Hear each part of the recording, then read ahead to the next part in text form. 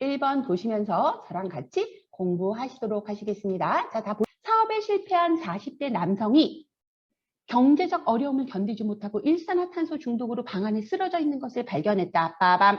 자, 여기서 중요하게 생각해야 되는 단어 누구예요?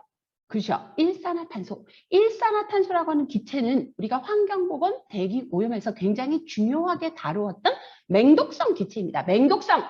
이 맹독성 기체인 일산화탄소는 저산소증을 유발해서 뇌조직, 신경계통에 치명적인 후유증을 남기는 무서운 기체로 우리가 이미 학습하였죠. 이 일산화탄소는 주로 석탄이나 그 다음에 이제 휘발유 이런 것이 불완전 연소됐을 때 발생할 수 있는 그런 굉장히 위험한 오염 물질로 알려져 있습니다. 이분이 자살을 시도한 것 같지요. 그래서 폐쇄된 공간 안에 예를 들면 뭐 번개탄, 연탄 이런 것들을 피워가지고 일가 불완전 연소되면서 일산화탄소를 유발하게 되면 그 일산화탄소를 흡입함으로 인해서 저산소증이 진행이 되어서 의식을 잃고 쓰러져 있는 단계까지 온 걸로 보입니다. 자, 그러면 이 일산화탄소 중독으로 방 안에 쓰러져 있는 이 사람 일단 어떻게 해야 돼요? 우선적으로 가장 중요한 응급처치는 그 현장에서 환자를 신선한 공기가 있는 곳으로 옮기는 곳이에요. 이 사람이 의식이 없고 본인이 몸을 가눌 수가 없다고 하면 신선한 공기가 있는 바깥쪽으로 환자를 이동시키는 것이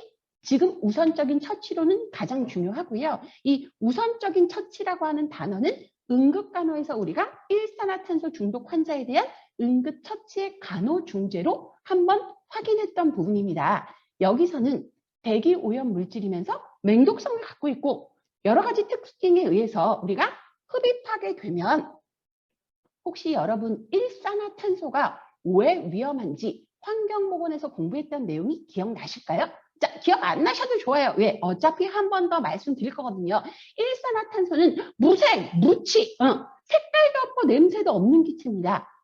얘가 발생이 된다고 하더라도 보이지도 않고 냄새도 없기 때문에 그냥 모르고 흡입할 수 있는 기체인데 얘는 맹독성을 갖고 있고 특성 자체가 굉장히 가벼워서 흡입하게 되면 산소보다 헤모글로빈이라고 하는 산소 운반의 능력을 갖고 있는 그 혈구의 성분과의 결합이 300배 이상 빠르다는 거예요. 300배. 게임이 안 되는 거잖아요.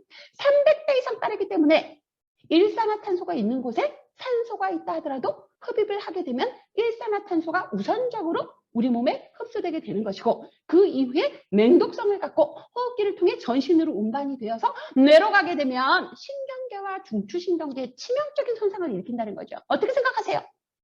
매우 위험하다. 그죠? 매우 위험하다. 그래서 일산화탄소는 안 맡아야 되는 기체예요. 그런데 석탄과 석유가 불완전 연소되면서 얘가 만들어질 수 있는 상황이 발생할 수 있으니 일단 우리가 자동차가 많이 오가는 대도심 한복판에서 크게 심호흡을 한다거나 버스 뒷공문에 서서 계속 심호흡을 반복적으로 한다는 것은 일시적이나마 일산화탄소에 가볍게 중독될 수 있는 위험한 상황이 될 수 있다는 거죠. 그래서 이 일산화탄소라고 하는 것은 맹독성을 갖고 있다. 무색, 무치. 그러니까 느낄 수도 맡을 수도 없는 기체다. 그러나 특성이 어떠냐 하면 헤모글로빈 결합력이 산소보다 300번 빠르다고 하는 특성을 갖고 있어서 흡입하면 안 된다. 그런데 이 환자는 일산화탄소의 중독으로 쓰러져 있었기 때문에 의식 수준이 저하되어 있다라고 평가가 되어지고 이 상황에서 우선적으로는 일단 이 사람을 다른 곳, 그러니까 일산화탄소가 노출되어 있지 않은 곳으로 옮겨서 신선한 공기를 마시게 하고 그 다음에 기도 개방을 유도해야 됩니다. 그래서 이제 턱을 뒤로 이렇게 이제 머리 쪽에서 잡아당기게 되면 기도가 일자로 개방이 되면서 호흡이 훨씬 편안해지고 그런 다음에 이제 의료기관으로 이송하면서 고압 산소요법을 유도하게 되죠. 고압 산소요법. 이거 뭐예요? 고압 산소요법. 그죠? 기압이 높은 곳에 탱크를 설치하고 거기에 100% 산소를 굉장히 고농도로 주입하는 겁니다. 고농도로 주입을 하니 이 고압 산소 탱크에 들어간 환자는 자기가 원치 않아도 고농도 산소를 적어도 1시간 이상 들이마시게 되면서 부족한 산소의 양을 채워서 환기를 하게 되는 거죠. 고압 산소요법은 우리가 일반적으로 가정에서는 할 수 없고요. 병원, 의료기관에 간 응급처치가 필요한 환자에게 제공되는 이런 일산화탄소 중독 해결 의료 처치 방법으로 많이 활용하고 있습니다. 자, 1번이 지금 물어보는 것은 단순하게 이렇게 일산화탄소 중독증에 걸려있는 환자를 현장에서 발견했을 때 어떻게 하는 것이 좋으냐를 물어본다면 이 1번 안에 가지고 있는 여러 가지 문제 유형을 여러분들이 한번 이 시간에 확인하셔야 돼요. 자, 일산화탄소는 어떤 애다? 맹독성을 갖고 있다. 그리고 헤모글로빈이라고 하는 산소 운반의 능력을 갖고 있는 그 적혈구의 물질에 굉장히 빨리 결합을 하기 때문에 얘는 산소와 같이 노출된다 하더라도 우리 몸에 굉장히 위험한 저산소증을 유발한다. 이 저산소증이라고 하는 것은 결국은 중추신경, 뇌에 영향을 치명적으로 일으켜서 여러 가지 후유증을 나타나게 합니다. 그래서 청력, 시력, 기억력, 사고력 이런 뇌가 하는 말초신경, 중추신경과에 관련된 모든 기능이 전부 다 어려워지고 나중에는 의식 수준도 떨어지고 신경도 마비가 되고 근육도 마비가 되는 위험한 후유증을 갖게 된다는 겁니다.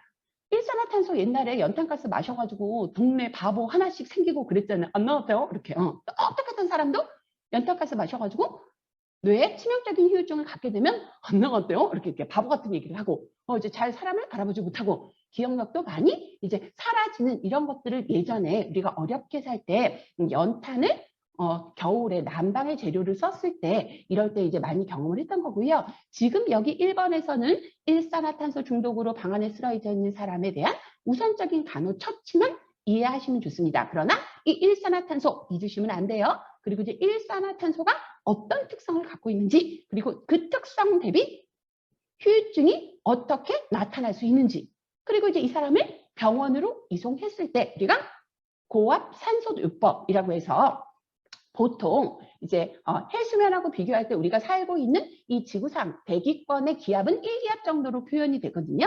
이 1기압보다 높은 기압으로 탱크 안의 기압을 높여놓고 기압이 높으니까 호흡을 할 때 양압에 의해서 호흡량이 굉장히 많이 증가가 되겠죠. 그래서 기압을 2, 3기압으로 높여놓고 100% 산소를 주는 겁니다. 그래서 이제 대기 중에 있는 21%의 산소보다 훨씬 높은 농도의 산소로 1시간 반 정도 산소를 고단위로, 고농도 단위로 흡입할 수 있도록 해주는 이런 치료 중제가 바로 고압산소요법인데 이렇게까지 연결될 수 있다는 거 1번에서 여러분들이 오늘 확인하시면 좋을 것 같아요. 자, 한 번만 더 물어볼게요. 맹독성을 갖고 있고 산소보다 굉장히 가벼워서 헤모글로빈 결합력이 300배 이상으로 굉장히 빠르고 그리고 중추신경계 또는 신경의 말초까지 연차적인, 순차적인 후유증을 나타낼 수 있는 무서운 가스 누구예요? 일산화탄소. 그렇죠. 일산화탄소에 중독되게 되면 일단은 우선적으로 현장에서 어떻게 하고요? 어떻게 하고? 그렇지. 맑은 공기, 신선한 공기가 있는 곳으로 환자를 이동시키고 그 다음에 병원에 가면 어떤 치료요법을 쓴다? 그죠? 고압산소요법을 쓴다. 기압을 높여서 2배, 3배로 높은 기압의 탱크 안에 100%의 산소를 주면서 1시간 이상 환자가 고압의 산소를 이제 고압 상태에서 고농도의 산소를 들이마실 수 있도록 해준다라는 치료의 관계까지 여러분들이 1번에서 이해하시면 좋을 것 같아요. 자, 1번 넘어갑니다. 자, 2번. 비뇨기계의 구조에 따른 순서를 이야기하고 있지요. 비뇨기계는 뭐 하는 기계가 비뇨기계예요? 여러분, 비뇨기계. 그죠? 혈액의 노폐물을 걸러서 소변을 만들어서 안전하게 전달해서 밖으로 내보내는 혈액의 노폐물을 깨끗하게 걸러서 밖으로 내보내게 하는 이게 굉장히 고마운 배설의 구조입니다. 누가요? 비뇨기계가요. 그래서 이 비뇨기계가 건강하지 않으면 우리 혈액, 이 세포 내의 상태가 굉장히 불편해집니다. 그래서 이 비뇨기계는요, 혈액의 노폐물을 걸러서 소변으로 만들어서 밖으로 내보내는 구조다라고 이해하시면 좋고 이 비뇨기계가 가지고 있는 고유성, 혈액의 노폐물을 배설한다라고 하는 그 기능 더불어 과정 자체는 혈관을 통해서 우리 혈액이 신장으로 도착하게 됩니다. 그럼 이제 신장이라고 하는 장기를 통과하면서 노폐물은 빠지고 필요한 혈구나 영양성분이나 수분은 다시 혈액으로 환원되고 마지막 신장의 구간에서 소변이 걸러지게 되면 이 소변이 가는 관, 무슨 관? 1번 혈관, 2번 요관. 그렇죠? 요관이죠. 소변이 가는 관, 요관을 통해서 우측 신장, 좌측 신장에서 요관을 따라서 이렇게 이제 소변이 방광으로 각각 좌측, 우측에서 이렇게 모이게 됩니다. 모이게 되는 이 소변이 최종적으로 밖으로 나가기 위해서 가는 길, 그 길은 어디예요? 소변이 가는 길. 그죠? 요도라고 하죠. 요도는 방광에서 하나의 이 경로를 통해서 밖으로 소변을 배출하는 최종적인 장기의 마지막 구조죠. 신장, 요관, 방광, 요도. 이건 굉장히 단순한 해부학적 구조를 물어보고 있고요. 비뇨기계가 하는 일, 가장 특징적인 일은 혈액의 노폐물을 배설하는 기능을 가지고 있다라고 이제 기억하시면 좋을 것 같아요. 그리고 비뇨기계의 중심이 되는 장기 누구예요? 신장. 신장은 몇 개가 있어요? 그죠? 우신, 좌신 2개가 있어요. 우측 신장은 조금 낮게 위치하고 있고 좌측 신장은 우측보다 조금 높게 위치하고 있어요. 이유는 앞쪽에 간이라고 하는 장기가 우측에 굉장히 상당하게 큰 용적으로 자리를 하고 있기 때문에 우측 신장은 조금 낮고 좌측 신장은 조금 높은 형태로 복막 뒤쪽, 후복막 쪽에 좌우로 2개가 구성되어 있습니다. 그리고 이 신장 각각의 이 신장에서 만들어지는 소변은 시간당 50cc 정도 돼요. 50cc. 50cc 정도의 소변을 계속 만들어서 좌신에서 우신에서 무슨 관을 통해서 요관을 통해서 어디다? 방광이다.